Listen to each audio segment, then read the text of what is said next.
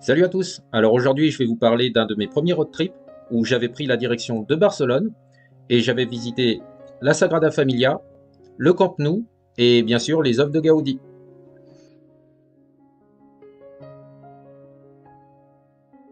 Commençons donc par la Sagrada Familia et je peux vous dire que c'est... Eh bien, il s'agit ni plus ni moins du monument le plus visité d'Espagne. Il reste même indissociable du panorama barcelonais. Cette basilique à l'architecture unique est une véritable œuvre d'art. 5 générations de Barcelonais ont été témoins de l'évolution de cet impressionnant projet. Né dans l'esprit du célèbre architecte catalan Antoni Gaudí, les responsables actuels de la construction espéreraient l'avoir terminé en 2026, pour le centenaire de la mort de Gaudí.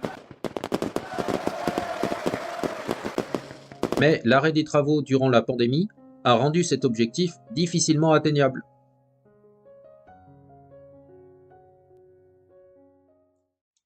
Et c'est en 1881 qu'un certain Joseph Maria Bocabella décida d'acquérir un terrain afin d'y construire une église expiatoire, c'est-à-dire une église complètement financée par l'aumône des fidèles, qui rendait hommage à la Sainte Famille, la Sagrada Familia de Saint Joseph, la Vierge Marie et Jésus. Le projet fut confié à l'architecte Antoni Gaudí, qui imagina un imposant temple, qui serait composé de 5 nefs et de 18 tours. 12 pour représenter les apôtres, 4 pour les évangélistes, une pour la Vierge Marie, et enfin la tour la plus haute au centre pour symboliser Jésus-Christ. Cette œuvre pensée par Gaudi est remplie de références religieuses et mystiques, ainsi que d'éléments inspirés de la nature. Les 3 façades du temple symbolisent 3 étapes de la vie du Christ: la nativité, la passion et la gloire.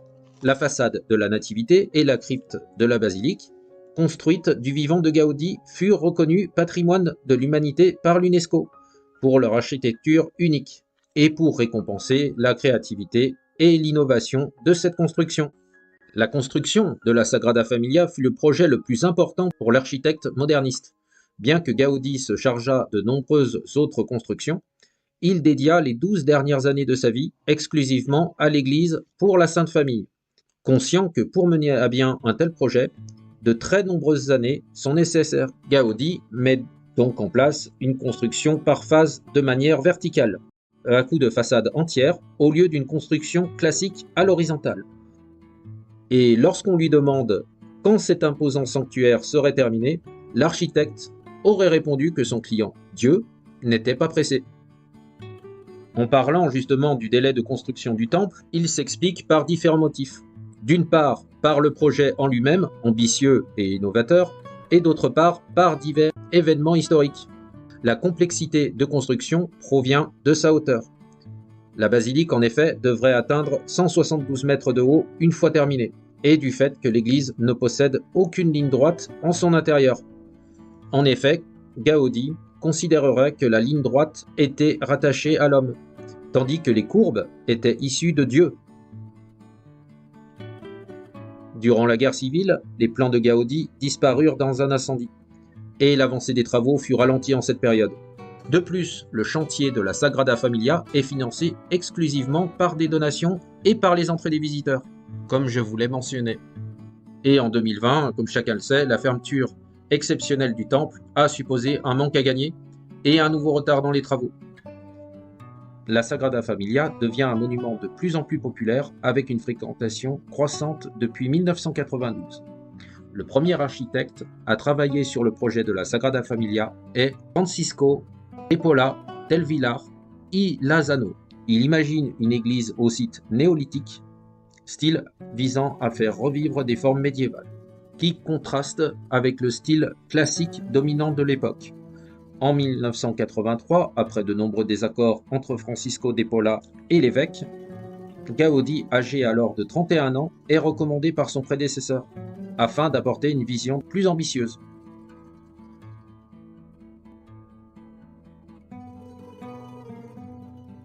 Les dimensions imposées par Gaudi pour cette structure sont de 4500 mètres carrés, 120 mètres de long avec une gigantesque nef pouvant accueillir 14 000 personnes. En 1885, Antoni Gaudi inaugure la crypte. À ce moment-là, l'équipe de construction se composait seulement de 8 hommes, principalement en manœuvre. Puis, plus tard, 10 tailleurs de pierre, 12 sculpteurs et charpentiers. C'est avec la complexité d'un projet si grandiose que Gaudi finit par comprendre qu'il ne verrait jamais de son vivant la Sagrada Familia achevée. Il avait la quasi-certitude que l'immensité de son projet serait abandonnée à sa mort. C'est la raison pour laquelle les ouvriers débutèrent les travaux de la façade de la Nativité 6 ans plus tard. Pour la tragique fin de Gaudi, Il fut malheureusement et mortuellement renversé par un tramway le 10 juin 1926. Puis il fut enterré dans une crypte de la chapelle Virgin del Carmen, qui est donc l'une des 4 chapelles de la Sagrada Familia. Puis, 10 ans durant, son assistant continua l'œuvre inachevée, avec la finalisation des 3 tours permettant de parachever la façade de la Nativité. le 10 juillet 1936, des anticléricaux incendièrent l'atelier de Gaudi où tous ses plans, ébauches, maquettes étaient conservés. Tout fut détruit, il ne resta aucun document permettant de terminer l'ouvrage. Ensuite, les travaux reprirent sous la direction de l'architecte Francesc Quintana.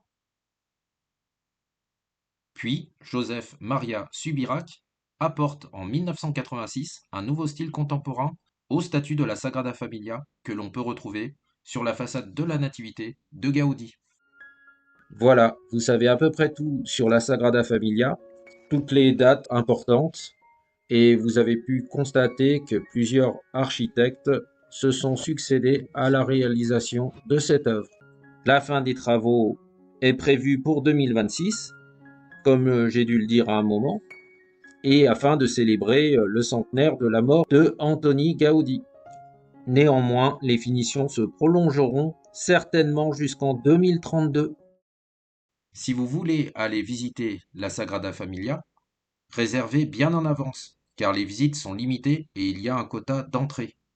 Un créneau horaire est défini en avance et il faudra bien sûr respecter votre heure d'arrivée car celle-ci n'est ni modifiable ni remboursable.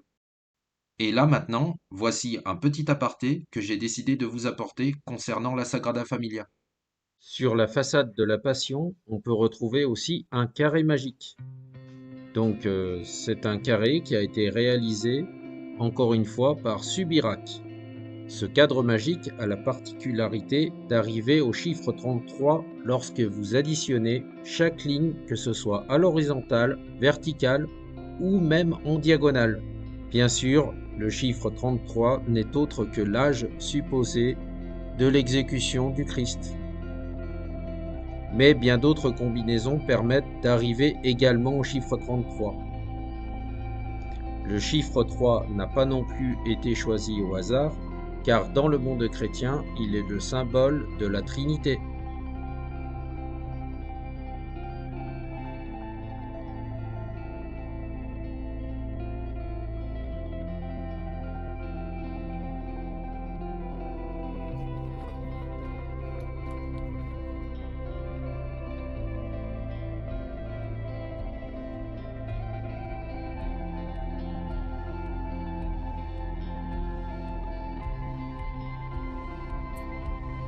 J'étais aussi allé visiter la Casa Vicens, qui est un des premiers monuments majeurs de l'architecte Gaudi.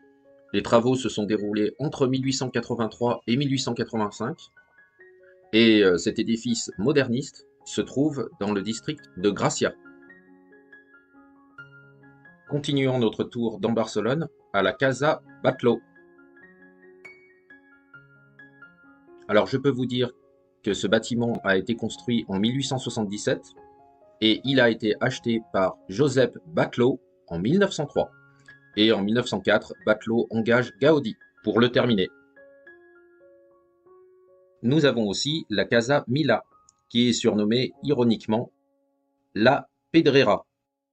En fait, la Pedrera signifie la carrière de pierre en catalan. Et elle fut érigée entre 1906 et 1910. Il ne faut pas oublier non plus le parc Güell, qui a été édifié entre 1900 et 1914. Ce sont les architectes José Antonio Martinez Lapena et Elias Torres qui l'ont restauré de 1984 à 1993. Dernier élément visité pour ma part, le Camp Nou. Donc, il est situé bien sûr à Barcelone, dans le district des Corts. Et le club, le FC Barcelone, en est résident depuis son inauguration. On retrouve aussi des petites chapelles pour prier avant le match. Et du coup, j'ai été aussi dans ces petites chapelles et au bord de la pelouse, ainsi que les vestiaires et le banc des remplaçants.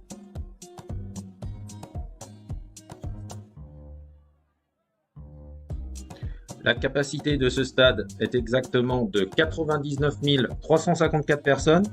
Sa hauteur est de 48 mètres et la date d'ouverture du site a été fixée au 24 septembre 1957. À ce moment-là, je n'avais pas encore mon camion, donc j'avais une Renault 19 et j'avais fait le trajet entièrement avec la Renault 19 et dormi dans quelques campings et un petit appartement à Barcelone.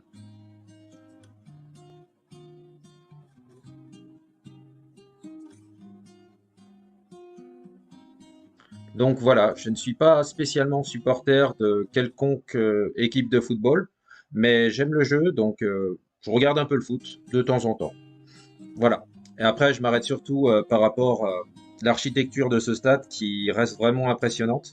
Et donc, c'est ça que j'avais envie de voir en priorité. J'espère que cette petite vidéo vous aura plu et que je vous ai montré un peu ce qu'il faut aller voir dans Barcelone. Après, je n'ai pas encore tout vu, je prévois même d'y retourner.